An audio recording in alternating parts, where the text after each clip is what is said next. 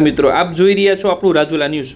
Bhavnagar Somnath national highway પર અકસ્માતની ઘટના બની હતી। સમગ્ર વિગતની વાત કરીએ તો રાજુલા તાલુકાના કડિયારી ગામ નજીક ફોર વ્હીલ કાર પલટી મારી હતી।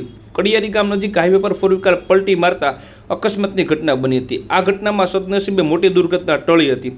અકસ્માતમાં ફોર વ્હીલ કારને ભારે નુકસાન થવા પામ્યું હતું। તેમજ આ ઘટના પગલે મરીન પીપાવાવ પોલીસ ઘટના સ્થળે પહોંચી અને ફોર વ્હીલ કારને બહાર કાઢવા માટે કવાયત હાથ ધરવામાં આવી હતી। આપ જોઈ રહ્યા હતા આપણું રાજુલા ન્યૂઝ।